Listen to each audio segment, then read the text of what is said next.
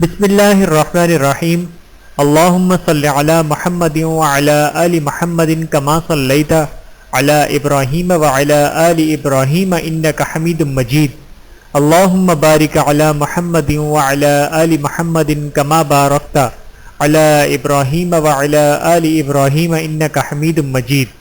بسم اللہ الرحمن الرحیم۔ حضرت ثابت بن قیس رضی اللہ تعالیٰ عنہ۔ چند اہم خصوصیات۔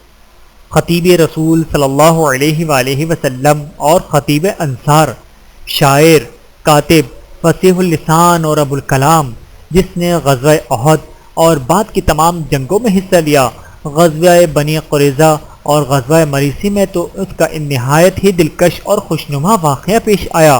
ان کے حق میں بعض آیات کریمہ نازل ہوئیں۔ رسول اللہ صلی اللہ علیہ وآلہ وسلم نے ان کے بارے میں ارشاد فرمایا، ثابت بن قیس بہت اچھا آدمی ہے، جنگ یمامہ میں شہید ہوئے۔ ان کی مشہور و معروف وصیت عظمت و شرافت پر دلالت کرتی ہے۔ بسم اللہ الرحمن الرحیم۔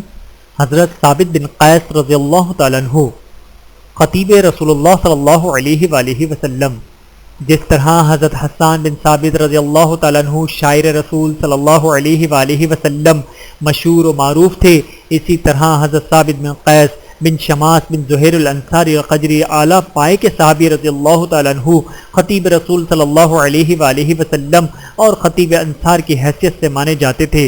حضرت ثابت رضی اللہ تعالیٰ عنہ بلند آواز، خطیب، شاعر، کاتب، شہزور، فصیح اللسان اور باوقار الکلام تھے۔ دو ٹوک بات کرنے کی قدرت رکھتے تھے۔ اللہ سبحانہ و تعالی نے انہیں باتیں کرنے والی زبان اور سمجھدار دل عطا کیا تھا۔ وہ اپنی گفتگو کا مکمل ادراک بھی رکھتے تھے۔ وہ شمشیر زنی اپنے مد مقابل کی حیثیت اور مقام و مرتبے کو دیکھ کر رکھتے۔ انہوں نے زمانہ جاہلیت میں بھی بہت سے ان مارکوں میں حصہ لیا جو خزرج اور اوس کے درمیان بپا ہوئے۔ ان میں آخری مارکہ جنگ بعاث کا تھا۔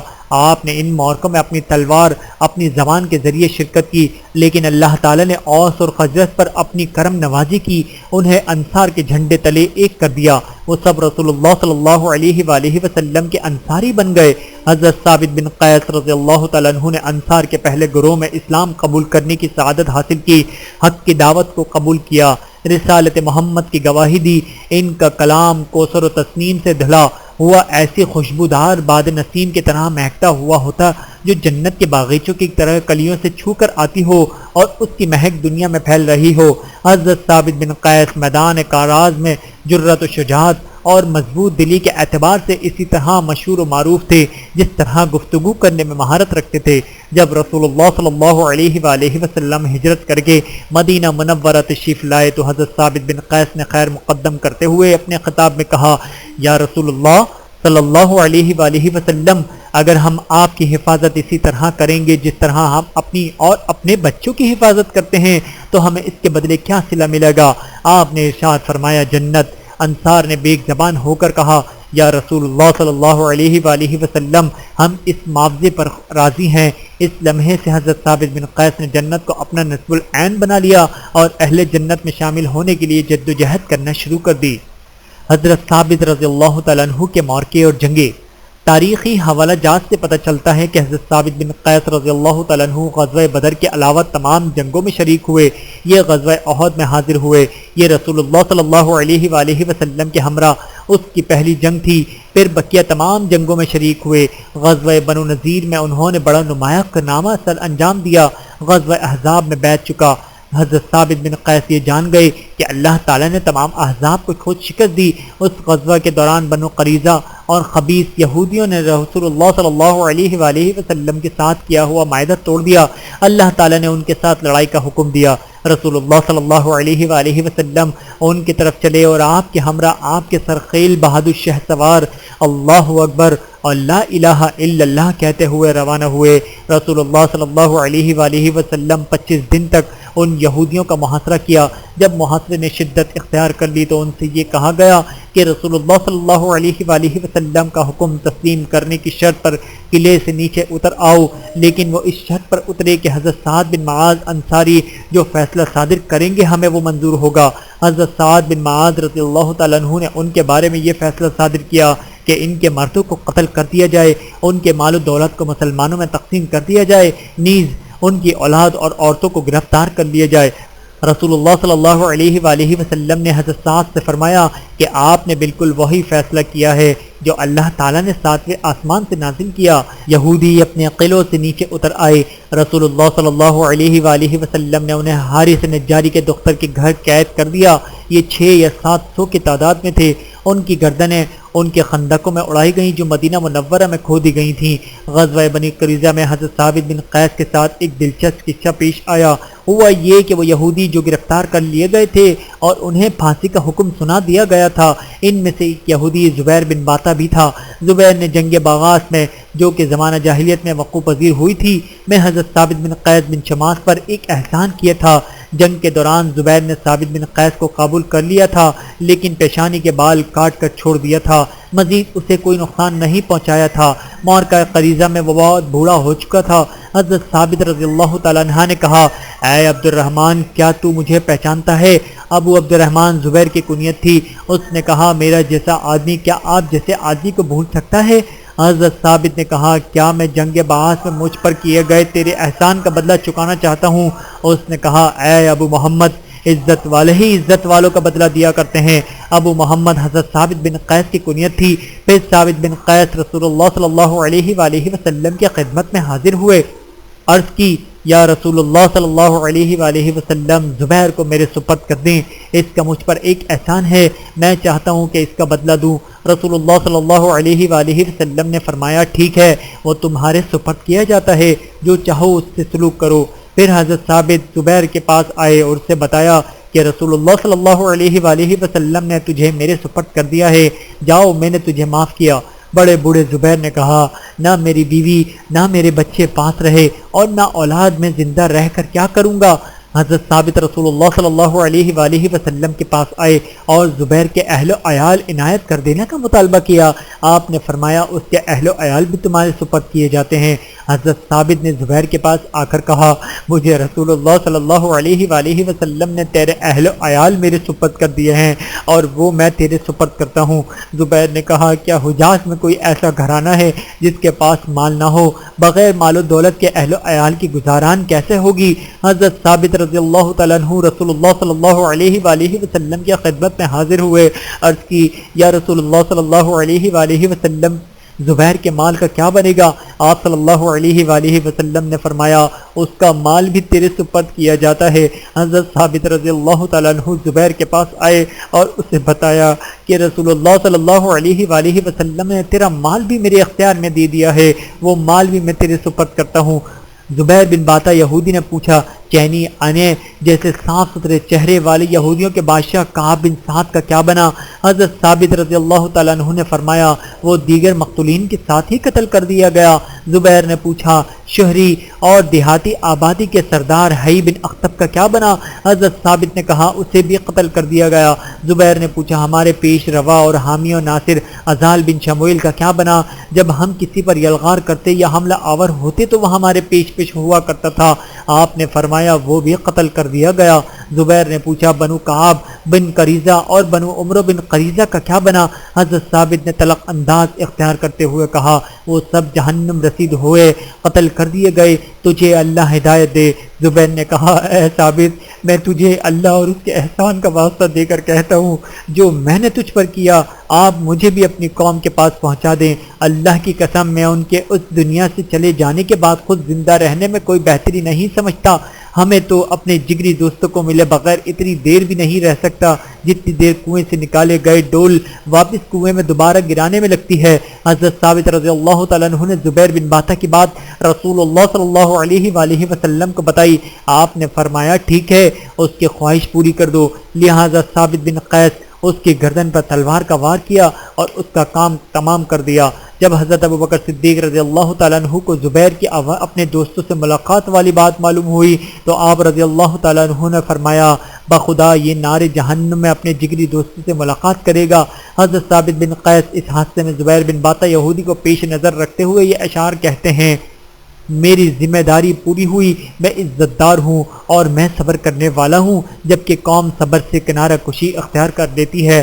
زبیر کا مجھ پر سے سب لوگوں سے بڑھ کر احسان تھا، جب وہ گرفتار ہوا تو میں نے اسے چھڑوانے کے لیے رسول اللہ صلی اللہ علیہ وآلہ وسلم کی خدمت میں حاضر ہوا۔ رسول اللہ صلی اللہ علیہ وآلہ وسلم تو ہمارے لیے ایک بہتا ہوا سمندر ہیں۔ حضرت ثابت بن قیس غزوہ بنو مستلق میں شریک ہوئے، اللہ تعالیٰ نے اہل ایمان کو اس جنگ میں فتح نصیب کی، بنو مستلق مغلوب ہوئے، معرکے میں اپنے اختتام کو پہنچا، مال غنیمت تقسیم کر دیا گیا، قیدی مرد، عورتیں اور بچے مجاہدین اور مدرسہ محمدیہ کے شہ سواروں میں تقسیم کر دیے گئے۔ سیدہ جویریہ بنت حارث حضرت ثابت بن قیس کے حصے میں آئیں، آپ نے ان سے 9 اوقیہ سونے کی ادائیگی کی شرط پر آزاد کرنے کا معاہدہ کر لیا۔ وہ سید المرسلین صلی اللہ علیہ وآلہ وسلم کی خدمت میں حاضر ہوئیں اور آپ کو اپنی خاندانی وجاہت اور صورتحال سے آگاہ کیا۔ اللہ تعالی کی نظر عنایت اور فضل و کرم نے اسے امہات المؤمنین میں شامل ہونے کا سنہری موقع فراہم کر دیا۔ وہ اس طرح کہ حضرت ثابت بن قیس نے عقیدت بھرے انداز میں عرض کی، یا رسول اللہ صلی اللہ علیہ وآلہ وسلم، میرے ماں باپ آپ پر قربان ہوں، میں آپ کے حق میں جویریہ بنت حارث کے بارے میں دستبردار ہوتا ہوں۔ رسول اللہ صلی اللہ علیہ وآلہ وسلم نے اسے اپنے رشتے ازدواج میں لے لیا۔ بلیغ الکلام خطیب، خطابت اور فصاحت کی دنیا میں حضرت ثابت بن قیس رضی اللہ تعالیٰ عنہ کا بہت بڑا نام ہے۔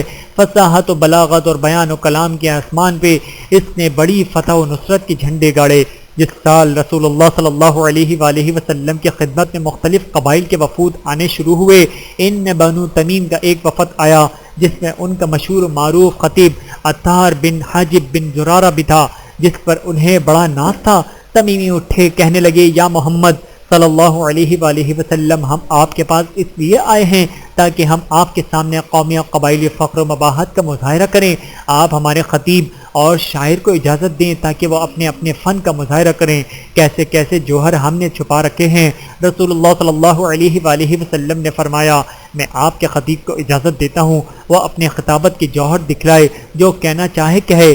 عطار بن حاجب بن زرہ کھڑا ہوا اور یوں گویا ہوا، تمام تر تعریف اللہ کے لیے ہے جس کا ہم پر بڑا فضل و کرم، اور وہ واقع ہر قسم کی تعریف کا اہل ہے، جس نے ہمیں بادشاہ بنایا، ہمیں بہت مال و دولت عطا کیا، ہم اپنے مال سے اچھے کام سر انجام دیتے ہیں۔ اس نے ہمیں اہل مشرق میں معزز بنایا، ہم تعداد میں سب سے بڑھ کر اور تیاری میں سب کی یہ فوقیت رکھنے والے ہیں۔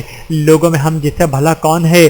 ہم سا ہو تو سامنے آئے۔ کیا ہم لوگوں کے سردار اور فضل و شرف کے اعتبار سے ان میں سے بڑھ کر نہیں؟ جو ہمارے مقابلے میں فخر کا اظہار کرتا ہے، وہ اپنی افرادی قوت کا ہماری افرادی قوت سے موازنہ کر کے دیکھ لے۔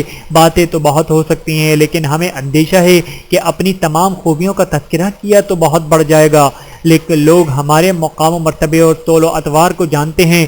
میں اسی پر اکتفا کرتا ہوں، کوئی ہے تو وہ ہم جیسی گفتگو اور ہم سے بہتر کارنامہ پیش کرے۔ رسول اللہ صلی اللہ علیہ وآلہ وسلم نے اپنے خطیب اور شہ سوار حضرت ثابت بن قیس رضی اللہ تعالیٰ عنہ سے فرمایا، اے ثابت، ذرا اٹھو، اس شخص کے خطاب کا اپنے خطیبانہ انداز میں جواب دو۔ حضرت ثابت اٹھے اور عطار کو یوں جواب دیا، سب تعریفیں اس اللہ کے لیے ہیں جس نے آسمانوں اور زمین کو پیدا کیا، ان میں اپنا حکم نافذ کیا۔ اس کا علم اس کی کرسی کو اپنے احاطے میں لیے ہوئے ہمیشہ ہر چیز اسی کے فضل و کرم سے معرض موجود میں آتی ہے۔ پھر اس نے اپنی قدرت کاملہ سے ہمیں بادشاہ بنا دیا۔ اس نے اپنے بہتر بندوں میں سے ایک رسول کا انتخاب کیا جو حسب و نسب کے اعتبار سے معزز سے افضل ہیں۔ اس پر ایک کتاب نازل کی، اسے اپنی مخلوق کا امین قرار دیا، وہ تمام جہانوں میں اللہ تعالیٰ کا بہترین انتخاب ٹھہرے۔ پھر آپ نے لوگوں کو ایمان کی دعوت دی۔ رسول اللہ صلی اللہ علیہ وآلہ وسلم پر آپ کی قوم اور رشتہ دار مہاجرین ایمان لائے۔ آپ خاندانی لحاظ سے تمام لوگوں سے بڑھ کر عزت والے، سب لوگوں سے بڑھ کر حسین و جمیل، اور سب لوگوں سے بہت کارنامے سر انجام دینے والے ہیں۔ پھر آپ صلی اللہ علیہ وآلہ وسلم نے سب سے پہلے اللہ تعالیٰ کے احکامات کو قبول کیا۔ رسول اللہ صلی اللہ علیہ وآلہ وسلم نے جب ہمیں دعوت دی تو ہم نے دل و جان سے آپ کی دعوت کو قبول کیا۔ ہم اللہ کے انصار اور اس کے رسول کے وزیر ٹھہرے۔ آپ لوگوں سے نبر آزما ہوئے یہاں تک کہ وہ ایمان لے آئے۔ جو اللہ اور اس کے رسول پر ایمان لے آیا اس نے اپنے مال اور جان کو محفوظ کر لیا، اور جس نے انکار کیا تو وہ ہم میں سے ہمیشہ اس کے لیے اللہ کے لیے جہاد کیا۔ اسے قتل کرنا ہمارے لیے آسان تھا۔ بس یہی میری بات ہے، میں اللہ سے اہل ایمان مردوں اور عورتوں کے لیے بخشش طلب کرتا ہوں۔ والسلام علیکم۔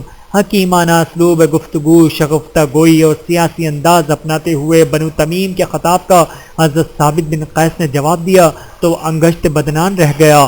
حضرت ثابت بن قیس خطاب کے دوران یوں دکھائی دیتے تھے جیسے ان صحیفوں کو بغیر کسی تکلیف کے پڑھتے جا رہے ہوں جو گھروں میں نور ہدایت کو پھیلانے کا باعث بن رہے ہوں۔ پھر نبی کریم صلی اللہ علیہ وآلہ وسلم نے بنو تمیم کے شاعر کو اجازت دی تو زبرقان بن بدر اٹھا، ایک عمدہ قصیدہ پیش کیا۔ اس کے جواب میں حضرت حسان بن ثابت رضی اللہ تعالیٰ عنہ اٹھے، اس نے زبرقان کے قصیدے کا منہ توڑ جواب دیا اور اس میں اسلام کا ایسا اسلوب میں تعارف کرایا کہ بنو تمیم انگشت بدنان دیکھتے رہ گئے۔ اقرا بن حابس تمیمی کہتے ہیں کہ بخدا مجھے معلوم نہیں کہ یہ اصل معاملہ کیا ہے۔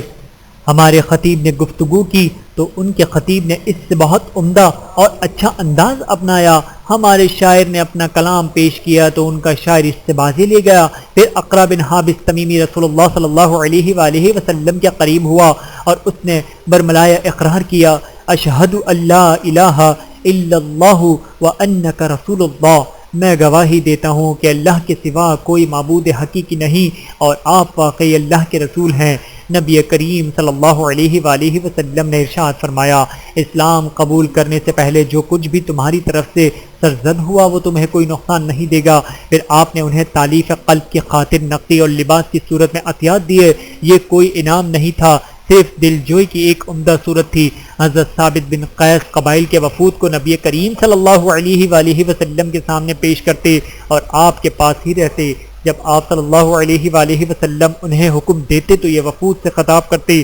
ایک دفعہ رسول اللہ صلی اللہ علیہ وآلہ وسلم نے اسے مسلمہ کذاب کو جو جواب دینے کا حکم دیا۔ حضرت عبداللہ بن عباس رضی اللہ تعالیٰ عنہ فرماتے ہیں کہ رسول اللہ صلی اللہ علیہ وآلہ وسلم کے دور میں مسلمہ کذاب اپنی قوم کے لاؤ لشکر کے ساتھ مدینہ منورہ آیا۔ اس نے یہ تجویز پیش کی کہ اگر محمد صلی اللہ علیہ وآلہ وسلم مجھے اپنے بعد اپنا نائب نامزد کر دیں تو میں آپ کی پیروی اختیار کر لوں گا۔ نبی کریم صلی اللہ علیہ وآلہ وسلم نے حضرت ثابت بن قیس کے ہمراہ تشریف لائے۔ آپ نے اپنے ہاتھ میں ایک چھڑی پکڑی ہوئی تھی۔ مسلمہ اور اس کے ساتھیوں کے سامنے آ کر کھڑے ہوئے۔ آپ نے مسلمہ کو مخاطب کر کے یہ ارشاد فرمایا کہ اگر تم مجھ سے یہ چھڑی مانگو تو میں تجھے یہ بھی نہیں دوں گا، تو اللہ کے حکم سے بچ کر کہیں نہیں جا سکتا۔ اگر تو نے انحراف کیا تو اللہ تیری جڑیں کاٹ کر رکھ دے گا۔ میں تجھے بینہ اسی طرح دیکھ رہا ہوں جیسے میں نے خواب میں دیکھا۔ میری طرف سے یہ ثابت بن قیس تیری باتوں کا جواب دیں گے۔ یہ کہہ کر آپ تشریف لے گئے۔ حضرت عبداللہ بن عباس فرماتے ہیں میں نے نبی کریم صلی اللہ علیہ وآلہ وسلم کی اس بات کے بارے میں دریافت کیا کہ میں نے تجھے ویسے ہی دیکھا جیسے مجھے خواب میں دیکھا گیا تھا۔ حضرت ابو ہریرہ رضی اللہ تعالیٰ عنہ نے مجھے بتایا کہ رسول اللہ صلی اللہ علیہ وآلہ وسلم نے ارشاد فرمایا، میں سویا ہوا تھا، میں نے اپنے ہاتھ میں سونے کے 2 کنگن دیکھے۔ یہ دیکھ کر مجھے بڑا افسوس ہوا، مجھے خواب ہی میں وحی کی گئی میں ان کنگنوں پر پھونک ماروں۔ میں نے پھونک ماری تو وہ دونوں اڑ گئے۔ میں نے اس کی تعبیر یہ کی کہ میرے بعد 2 کذاب منظر عام پر آئیں گے جو جھوٹی نبوت کا دعویٰ کریں گے۔ ایک ان میں صنعائی یمن کا رہنے والا اسود عنسی اور دوسرا امامہ کا رہائشی مسلمہ کذاب ہوگا۔ حضرت ثابت بن قیس رضی اللہ تعالیٰ عنہ اور قرآن خوشبو کا پھیلاؤ۔ حضرت ثابت بن قیس کے قرآن کریم کے ساتھ خوشگوار لمحات بسر ہوئے، کیونکہ قرآن کریم کے خوشبودار ہوائیں ایسی ہیں جن سے سینوں میں ٹھنڈک اور عقلوں میں روشنی پیدا ہوتی ہے۔ حضرت ثابت بن قیس فصیح و بلیغ قرآن کریم کو جاننے والے اور اس کے اعجاز کو سمجھنے والے صحابی تھے۔ وہ گفتگو کے جملہ طریقوں کو خوب اچھی طرح جانتے تھے۔ یہ خوبیاں ان میں اس لیے پیدا ہوئی تھیں کہ یہ معلم اول رسول اللہ صلی اللہ علیہ وآلہ وسلم کے آغوش میں پناہ گزین تھے اور براہ راست علمی فیض میں حاصل کر رہے تھے۔ جب قرآن کریم کے کسی مقام کو سمجھنے میں کوئی الجھن پیش آتی تو وہاں رک جاتے، غور و تدبر کرتے ہوئے پھر بھی سمجھ نہ آتی تو رسول اللہ صلی اللہ علیہ وسلم سے اس کا حل معلوم کرتے۔ علاوہ حضرت ثابت بن قیس کا شمار ان 30 خوش نصیب صحابہ کرام رضی اللہ تعالیٰ عنہم میں ہوتا ہے جنہیں کاتب وحی ہونے کا اعزاز حاصل ہے۔ قرآن کریم کے ساتھ گزارے گئے خوشگوار لمحات میں سے ایک نہایت قیمتی اور سنہری وہ موقع ہے جبکہ حضرت ثابت بن قیس رسول اقدس صلی اللہ علیہ وآلہ وسلم کے دامن میں پناہ گزین ہوئے۔ آپ نے حضرت ثابت بن قیس رضی اللہ تعالیٰ عنہ کے عمدہ طبیعت، ایمان کی گہرائی اور اپنے خالق کے ساتھ مضبوط رابطے کا مشاہدہ کیا تو انہیں سعادت کی زندگی، شہادت کی موت اور اہل جنت میں سے ہونے کا فرما بردار سنایا۔ تاریخی کتابوں میں یہ مذکور ہے کہ حضرت ثابت بن قیس نے عرض کی یا رسول اللہ صلی اللہ علیہ وآلہ وسلم مجھے اندیشہ ہے کہ میں تباہ و برباد ہو جاؤں گا، اس لیے کہ اللہ نے ہمیں منع کیا ہے کہ ہم یہ دلی رغبت رکھتے ہوں کہ ہماری ان کاموں کی ہماری تعریف کی جائے جو ہم نے سر انجام نہ دیے ہوں۔ میری یہ کیفیت ہے کہ مجھے اپنی تعریف بہت پسند ہے۔ اللہ تعالیٰ نے نخوت اور عقڑ خون سے ہمیں منع کیا ہے۔ میں ایک ایسا شخص ہوں جو حسن و جمال کو بہت پسند کرتا ہوں۔ اللہ تعالیٰ نے ہمیں اس سے بھی روکا ہے ہم اپنی آوازیں آپ کی آواز سے بلند کریں۔ میں ایک ایسا شخص ہوں جس کی آواز بڑی بلند ہے۔ رسول اللہ صلی اللہ علیہ وآلہ وسلم نے ارشاد فرمایا، اے ثابت، کیا تجھے یہ پسند ہے کہ سعادت کی زندگی شہادت کی موت حاصل کرے اور تو جنت میں داخل ہو؟ عرض کی یا رسول اللہ صلی اللہ علیہ وآلہ وسلم بالکل، کیوں نہیں؟ تو واقعی انہوں نے سعادت کی زندگی مسلمہ کذاب کے مقابلے میں جنگ یمامہ میں جام شہادت نوش کیا۔ طبری رحمۃ اللہ اور ابن کثیر رحمۃ اللہ نے اپنی تفسیر کی کتابوں میں اسی آیت کریمہ کے ضمن میں لکھا ہے، وَلَوْ أَنَّ كَتَبْنَا عَلَيْهِمْ أَنِ اقْتُلُوا أَنفُسَكُمْ أَوِ اخْرُجُوا مِنْ دِيَارِكُمْ مَا فَعَلُوهُ إِلَّا قَلِيلٌ مِّنْهُمْ۔ سورۃ النساء آیت نمبر 66۔ ترجمہ، اگر ہم نے انہیں یہ حکم دیا ہوتا کہ اپنے آپ کو ہلاک کر دو یا اپنے گھروں سے نکل جاؤ تو ان میں سے کم ہی آدمی اس پر عمل کرتے۔ کہ ایک دفعہ حضرت ثابت بن قیس اور ایک یہودی شخص نے باہمی طور پر فخر و مباحثت کا تذکرہ کیا۔ یہودی کہنے لگا، اللہ کی قسم، اللہ تعالیٰ نے ہم پر یہ حکم نازل کیا کہ آپ ہم کو قتل کر دیں تو ہم نے اپنی جانوں کو قتل کر دیا۔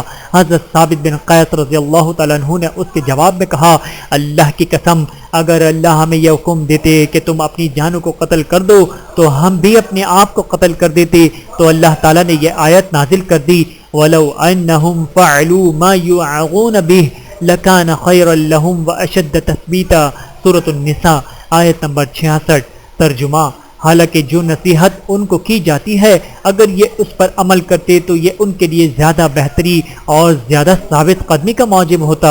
یہ بات جب رسول اللہ صلی اللہ علیہ وآلہ وسلم تک پہنچی تو آپ نے یہ ارشاد فرمایا، میری امت میں کچھ لوگ ایسے ہیں کہ جن کے دلوں میں ایمان مضبوط پہاڑوں سے بھی زیادہ پختہ ہے۔ حضرت ابوبکر صدیق رضی اللہ تعالیٰ عنہ کا دور اور حضرت ثابت بن ارقم حضرت ابوبکر صدیق کا دور اور حضرت ثابت بن قیس رضی اللہ تعالیٰ عنہ کی وصیت۔ حضرت ثابت بن قیس رضی اللہ تعالیٰ عنہ ارتادی جنگوں میں شریک ہوئے۔